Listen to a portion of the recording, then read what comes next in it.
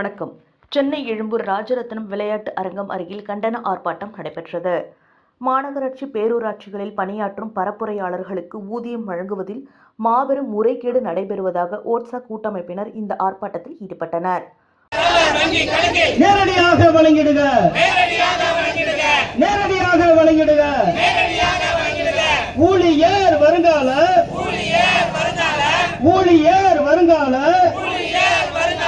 வைப்பு நிதி, வைப்பு நிதி, வைப்பு நிதி, வைப்பு நிதி. தொழிலாளர் மருத்துவ, தொழிலாளர் மருத்துவ பராமரிப்பு நிதியினை முறையாக பிடித்தம் செய்து அணி மீட்டர் கணக்கிலே வரவு வைக்க வேண்டுகிறோம். அணி மீட்டர் கணக்கிலே வரவு வைக்க வேண்டுகிறோம். தமிழக அரசு, தமிழக அரசு, தமிழக அரசு, தமிழக அரசு விடுப்பினை வழங்கிடுக. தமிழக அரசு, தமிழக அரசு நிலுவை ஊதியத்தை வழங்கிடுக, வழங்கிடுக. நிலுவை ஊதியத்தை வழங்கிடுக, வழங்கிடுக. தமிழக அரசு, தமிழக அரசு, தமிழக அரசு, தமிழக அரசு. அப்போது பேசிய கூட்டமைப்பின் தலைவர் அமல்ராஜ் அவர்கள் தெரிவித்திருப்பதாவது: தமிழகம் முழுவதும் நகராட்சி நிர்வாகம் மற்றும் குடிநீர் வழங்கல் மற்றும் கழிவுநீர் சுத்திகரிப்பு துறையின் கீழ் செயல்படும் பேரூராட்சி, நகராட்சி, மாநகராட்சி மற்றும் பெருநகர மாநகராட்சிகளில் பரப்புரையாளர்கள் பணியாற்றுகின்றனர். மாநகராட்சி நிர்வாகம், பேரூராட்சி நிர்வாகம் எடுக்கும் முடிவுகளை பொதுமக்களுடைய துண்டு பிரசுரங்களாக விநியோகம் செய்யும் பணியினை இந்த பரப்புரையாளர்கள் மேற்கொள்கின்றனர். தமிழகம் முழுவதும் சுமார் 20,000த்திற்கும் அதிகமான தொழிலாளர்கள் பரப்புரையாளர்களாக பணியாற்றி வருகின்றனர். இவர்களுக்கு மாதம் தோறும் 16,000 ரூபாய் ஊதியம் தருவதாக ஒப்பந்ததாரர்கள் மூலம் 50,000 ரூபாய் முதல் 1 லட்சம் ரூபாய் வரை பணத்தை பெற்றுக்கொண்டு பல்லாயிரம் தொழிலாளர்கள் பணி அமர்த்தப்பட்டு உள்ளனர்.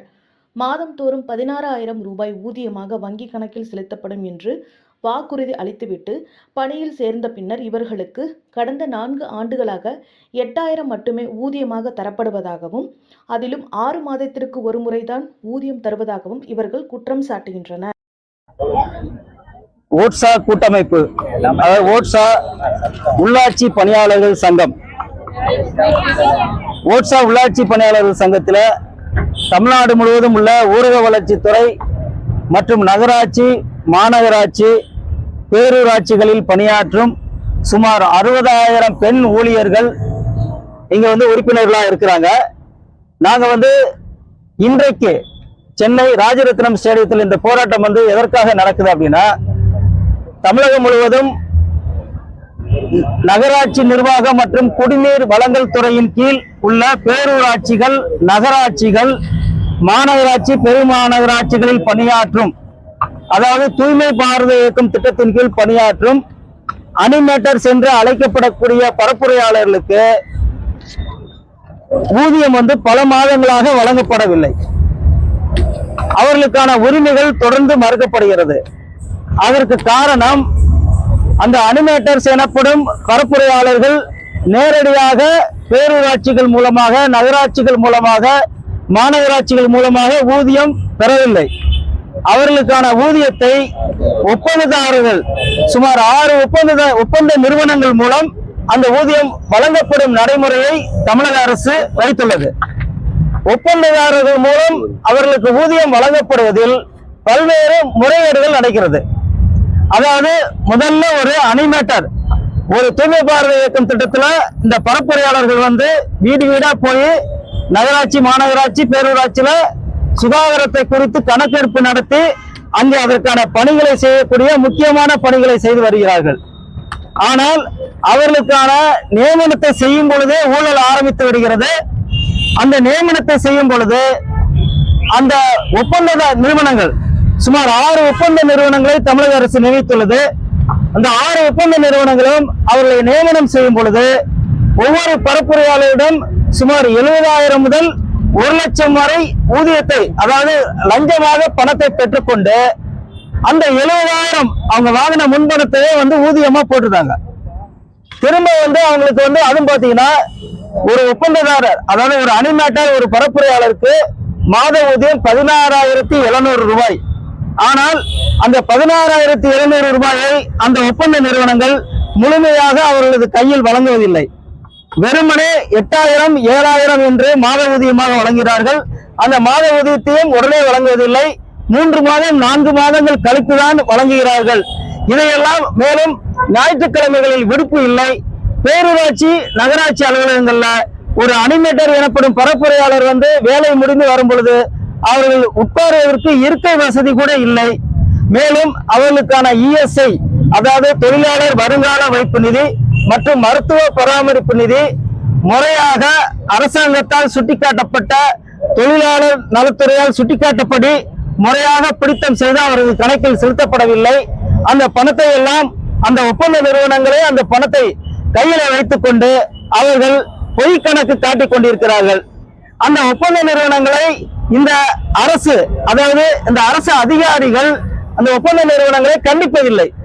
ஏனென்றால் அவர்கள் நியமனம் செய்த ஒப்பந்த நிறுவனங்கள் அனைவருமே ஆளும் கட்சியால் நியமிக்கப்பட்டவர்கள். ஆளும் கட்சியினுடைய அமைச்சர்களால் மற்றும் சட்டமன்ற உறுப்பினர்களால் அவர்கள் நியமனம் செய்யப்பட்டதால் அவர்களை கேள்வி கேட்பதற்கு இங்கு உள்ள பேரூராட்சிகள் இயக்குனர், பேரூராட்சியுடைய கூடுதல் இயக்குனர், பேரூராட்சியுடைய இணை இயக்குனர் ஆகியோர் மிகவும் பயப்படுகிறார்கள். நாங்கள் நேரில் சென்று சந்திக்கும் பொழுது அவர்கள் சொல்வது என்னவென்றால், ஒப்பந்த நிறுவனங்களை எங்களால் கட்டுப்படுத்த முடியாது, கட்டுப்படுத்தினால் நாங்கள் இந்த வேலையில் இருக்க மாட்டோம் என்று தைரியமாக சொல்கிறார்கள்.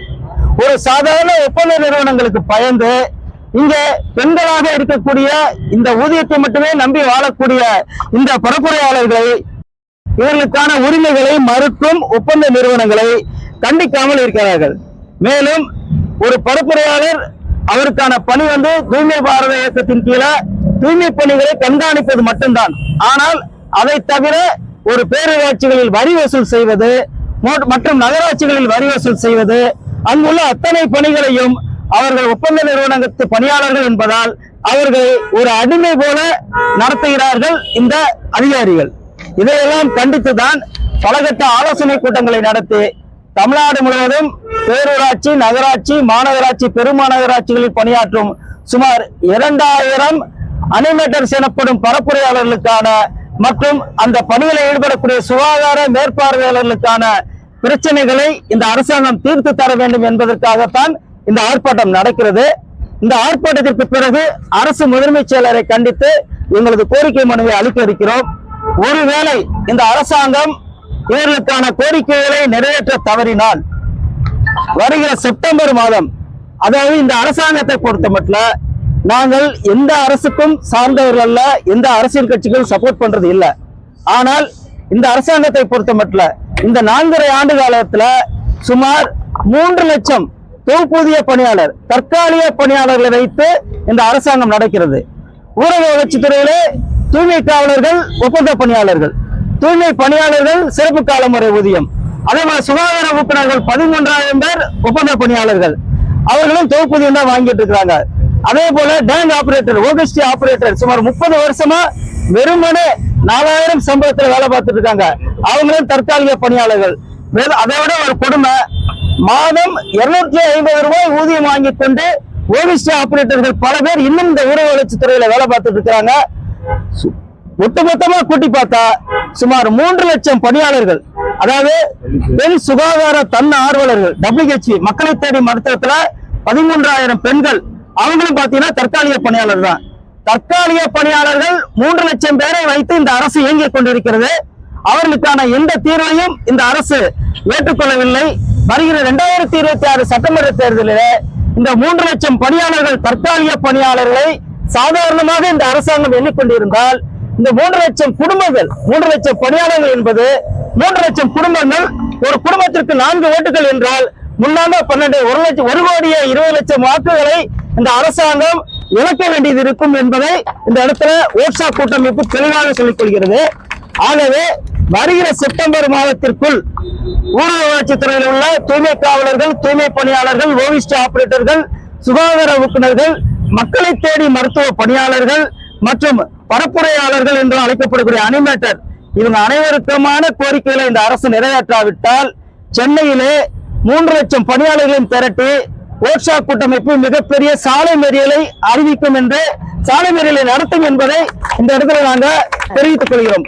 மேலும் பேசிய அவர், திமுக அமைச்சர்கள் திமுக நிர்வாகிகளின் உறவினர்கள் ஒப்பந்ததாரர்களாக நியமிக்கப்பட்டு இதுபோல் முறைகேடான செயல்களில் ஈடுபடுவதாகவும் தொழிலாளர்களுக்கு வழங்க வேண்டிய ஊதியத்தை அவர்களே முறைகேட்டில் ஈடுபடுவதாகவும் அவர்கள் குற்றம் சாட்டினர்.